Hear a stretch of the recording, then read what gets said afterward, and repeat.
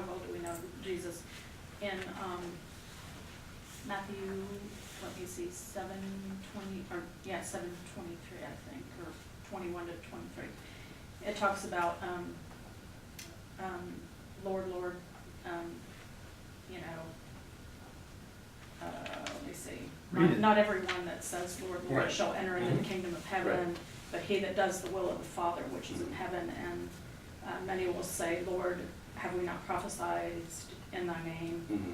And have we not cast out devils and done wonderful Mhm. works? And Jesus said, I will profess to them, I never knew you. I never knew you. Depart from me. Wow. Yeah. So, basically, you know, you need to be doing the will of the Father in heaven. Well, that would be in what order naturally would to- follow, right? I mean, if you had a belief in God, you wouldn't say, well, I believe in God, and then ignore the rest of God. Say, well, Yeah. yeah. And in our culture today, I mean, we have a lot of people that profess that they believe in the existence of God, and then you ask them about how they live differently because of that, and they look at you like, huh? Because it doesn't matter. They believe that there's a supreme being of some sort, but they don't live their life any differently because of it. So how well do they personally know God? Yeah, they call him the No. old man up Yeah. there.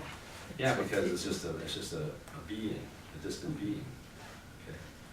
So, it's in a sense the difference between being a Christian who would see Jesus as the Son of God and following Jesus and trying as best we can to live out our lives as a disciple, as opposed to someone who acknowledges God exists. That we could call that person a theist. They believe in a God, but they're not a Christian because they don't believe in a God with some skin. All right? They believe in a God that's distant. We believe in a God that's present. Right? And that's why we believe in the sacraments, and that's why we believe in the Eucharist, and that's why we believe that every sacrament is an encounter with God. That's why we believe in the body of Christ, that God is present not only on the altar, but in the presider and in the people, and so on. And we have a different understanding of God's real reality with us, not away from us. And so many people that wouldn't see it that way. And I think that's what was so perfect in the revelation of God becoming human, right? We have this guy with some skin. There's a little joke about the little kid who can't sleep at night, and his mom, or little girl, and she just can't sleep, she's afraid. And mom, she runs in her mom's room, and her mom says, "It's okay." She says, "What are you afraid of?" And I'm afraid. So they look in the closet, nobody's in there. They look under the bed, nobody's in there. Everything's okay, puts her back in bed. And he says, and just remember, God's with you. And she said, "I want a guy with some skin." She doesn't like being alone, it scares her. See? And that's kind of like this Merton prayer, you know, God's always with us, but we want a guy with some skin. And the beauty of that is we have one. Right? Because he came to us, you know, as a Son of God, right? The Old Testament folks didn't have that. We do. So we're very blessed to have lived in this time where the revelation has taken place. The Old Testament was hard to live by. Yeah, yeah, 9 foot high, 2 foot. yeah, right. Well, he didn't, like I said, he didn't reveal the destiny of people. See, because before, you know, and we talked a little bit about this, before Jesus comes along, so many of the prior generations believed that all there was human existence. And when you died, that was it. You know? And later on, as you get closer to Jesus' time, the Pharisees, you know, begin to believe in life after death. And some of the later writings in the Bible, you know, closer to Jesus' time, talk about a life after death. But people thousands of years before that would have thought this is all there was. So their legacy would have just been land and children. That would have been their legacy. They wouldn't have thought about the next life after. Where by the time Jesus comes along, there's a group that still believe the old way, the Sadducees, and that's the bad joke, right? The Sadducee joke. But the Pharisees are the ones that, you know, are the ones that, and Paul's a Pharisee, that believe in life after death. So there's more to it. than just this life. But it ultimately gets revealed through Jesus, the resurrection, right? And that's the proof of that claim. There is more to this life than the earthly existence. And he reveals that in the resurrection, which is what, Curtis Martin was saying, tells us so much more about who we are. That we are not just human beings who die on this earth, but we share in that resurrection and that eternal life. Okay, what else you got? Let's see. There's a lot of good stuff in here.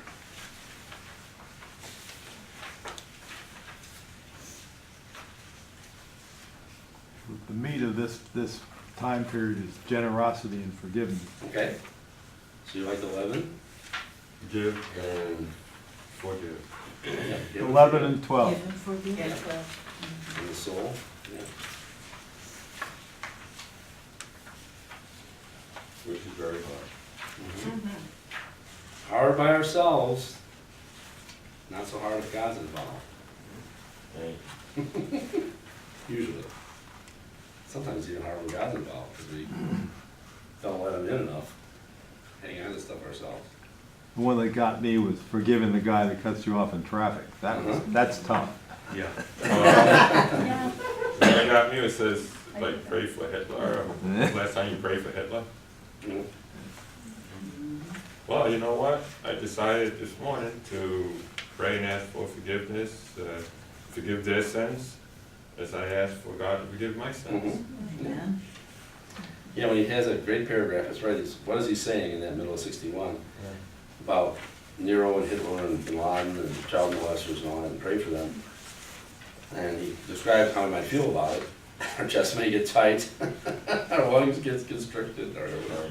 Find out. And he says, "Who are your enemies?" And a lot of us don't think we have enemies, but then he goes on to say, Right. well, maybe we haven't thought about this enough. In the third line, he says in that "Who are your enemies?" period, who are the people on television who make your skin crawl and your blood boil? Well, depending upon your persuasion, it may be, the Republican and Trump, or it may be like, just for me, it's just certain people. I just look at them and they don't even have to say anything. I can just go. And I don't know if you're like that, but I can do that. And it doesn't even matter what they say. I just look at the person. I'm just like, oh, I can't just. No matter what they say, and I know what they're going to say. And then they say it. I'm like, I was right. Those are your enemies, right? Because you see things so the opposite, and you actually wonder how in the world did that person ever get in that place, And they are kind of an enemy because they want to change the world in a way that you see so wrong. I had an experience this morning that I think sometimes I can't, my mouth professes something. I would say I'm not at all prejudiced or anything like that. I have this dear friend that walks her little dog every morning, and I meet her walking her dog. Never even thought that she has a strange name, very good. And today she said, "I'd like you to meet my brother." And here is this very large, Middle Eastern looking man, never occurred to me, with a pit bull. And is, I said, "Oh, very nice to meet you," but I was shocked. Oh, I was a little frightened even. And here's my little dog just jumping up and down and giving me, and Gracie, the pit bull, is perfectly calm, very nice, everything. But I was shocked at myself because I was immediately kind of, "Ooh." Yeah. Well, if you Yeah, have yeah, just preconceived realizing notions that. of Yeah. the danger of pit bulls, because they are, Well, not even They the see pit bull, that. but It wasn't the pit nice, bull, the though. nice man. I mean, and he was a Yeah. nice man. And he, stood off so that he wasn't confronting me at all. He was trying to be as nice as he could possibly be. Yeah. Well, I know we have that because when you sat there, I immediately became afraid of you. Well, you have a reason That's smart. So it made me think a little bit about, who are your enemies? And for some of us, it may be like, Nick Saban. Who's the coach in Connecticut, the women's basketball coach? Oh, Yeah. What's his name? Gino. Gino. That can be an enemy, like for me when I was growing up, it was the Packers. Because I was a Bears fan, it can be sort of silly in a way, but yet you can take it to a really extreme level. And maybe, like, for example, I'm watching football when I was a kid, and if another player got hurt on the other team, I didn't go, "Oh, too bad." I'm like, "Yes, he's on the game!" way to think, but I was thinking that way, right? I didn't say, no, I hope he's okay. No, I was like, good, hope Right. he's down for the game, we wanna win the game, you know? When you're a kid, you don't think, well, that's a person, that's not just a quarterback or whatever, that's a person, that's somebody's dad, and that's somebody's husband, that's somebody's, so. But as human beings, even as adults, isn't that our just human nature first reaction? It can be, yeah, to see, you So know, we learn. so, yeah. So it's this, you know, identifying, do we have enemies, and if we do, to, you know, pray for them, What was and, that show, The Shack, anybody saw that? Oh, wow, Yeah. yeah, great movie. yeah. That was the underlying thought, if your daughter was killed, Yeah. now you asked to Forgive. forgive, Yeah. that was powerful. And that's what Jesus is asking us to do, That's right? right. Love your enemies, forgive your enemies, forgive those, and love those who Pray, persecute you. and- pray for your enemies. Pray for those. Yeah, and pray for them, yeah, yeah, Wow. God forgave us. yeah, He crucified his son. yeah. Well, he's got a couple great lines on that page 60, and I've used this one many times. At the bottom of 60, when he says, without forgiveness, our souls begin to fill with anger and resentment, frustration, and anxiety. Okay, because when our soul's filled with those things, then we're not the person we're supposed to be. We're a person that has all this baggage.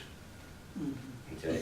So if I'm an angry person, or a resentful person, or a frustrated person, or an anxious person, how well do I love?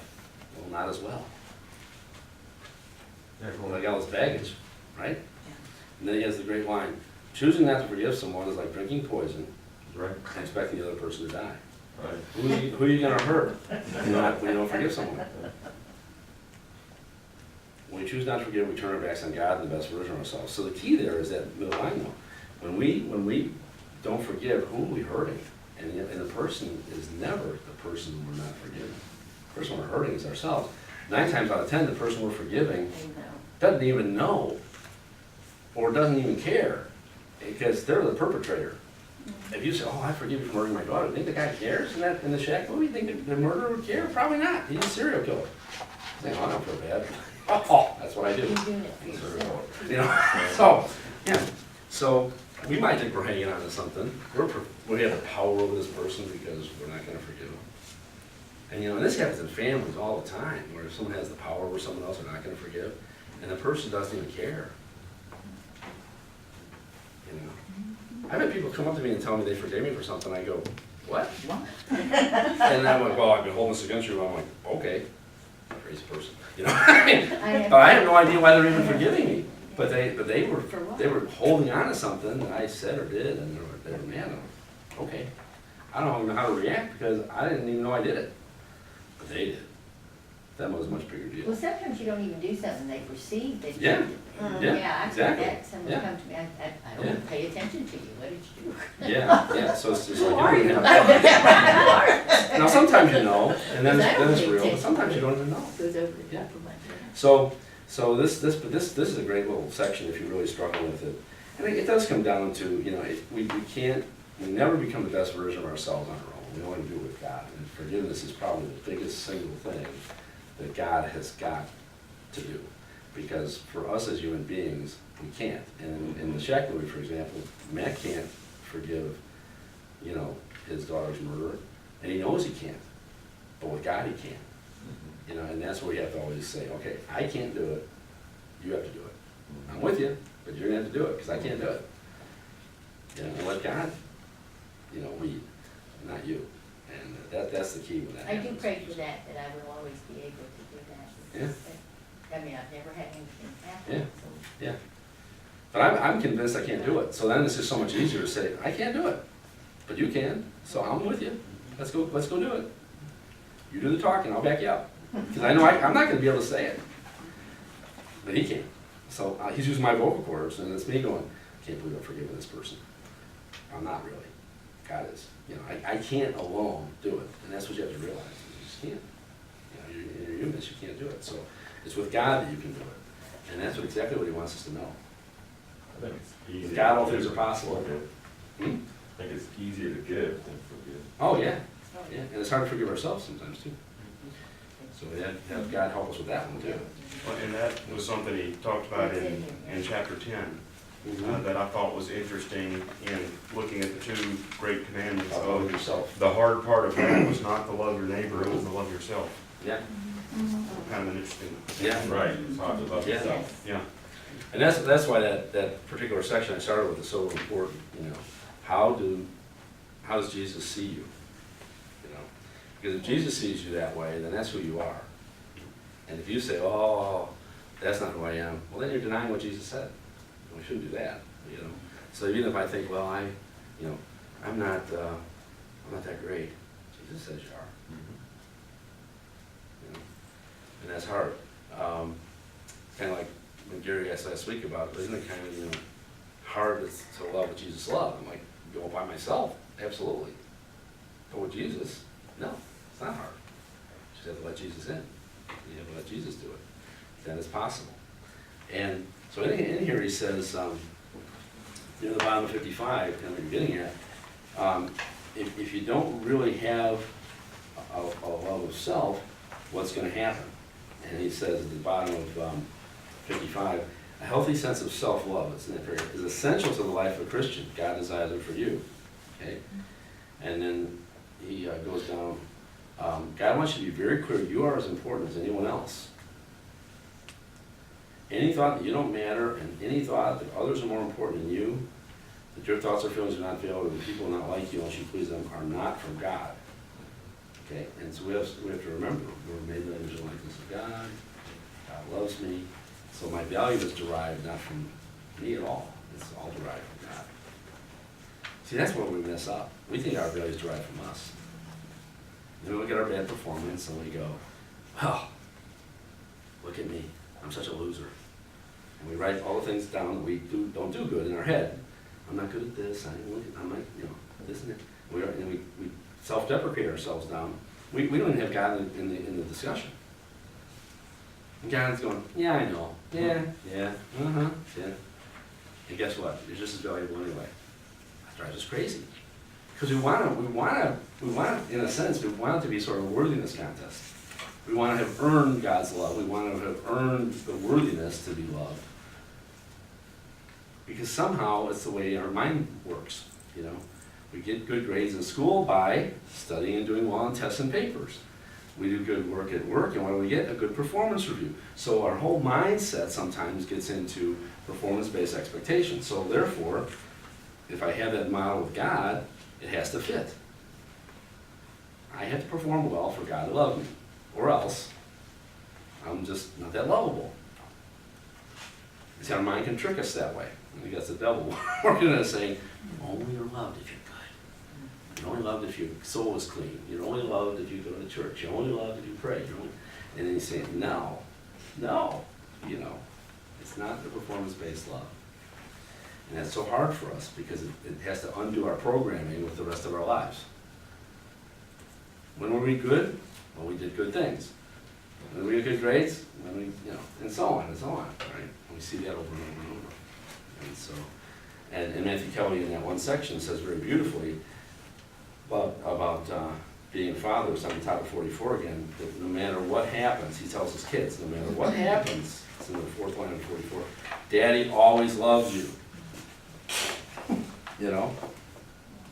No matter what happens, no matter what you do, Daddy always loves you. And then he goes on to say, if you ever have a problem, you come to Daddy, and Daddy will help you fix it. But the point is that first point, Daddy always loves you, not sometimes when you're good, and not so much when you're bad. He always loves you, period. And that's where we get our worth. And that's what he's getting at here. We don't understand that we're not lovable. Right? Then how do we love somebody else? How do we love God? That's what he's getting at.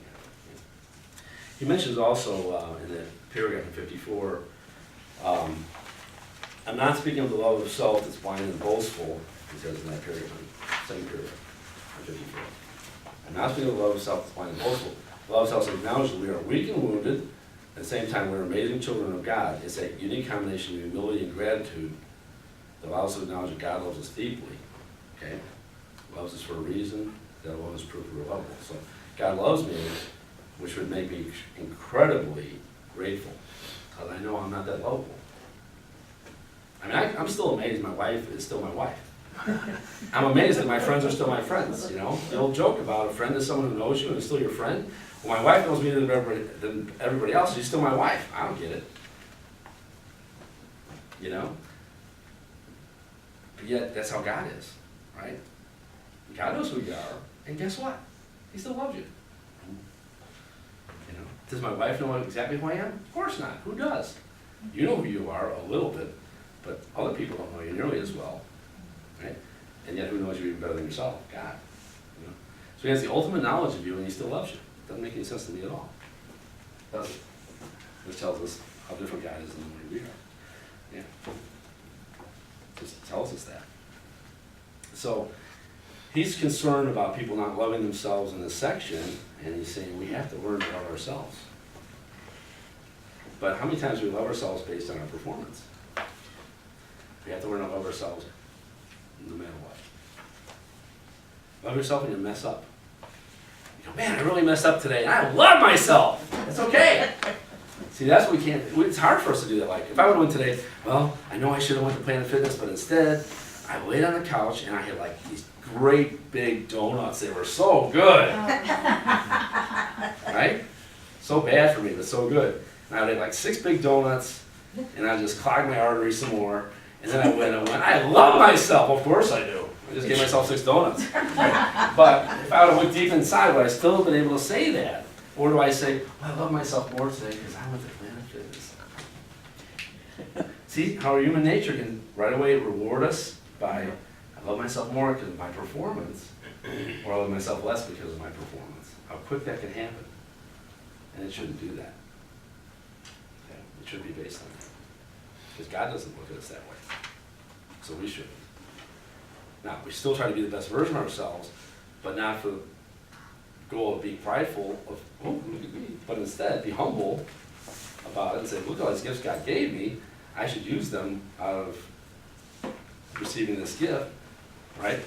Out of respect for the gift, and also to try to be all God created me to be. But if all it is a worthiness thing, I'm trying to do it to be loved and love myself, and have God love me. Those aren't the reasons to do it. Those things should exist regardless. How about 3 donuts in Planet Fitness? Negotiate. The art of the deal. That's a new term we're going to work about, right? The art of the deal, right? Yeah, I know it's not. I just say.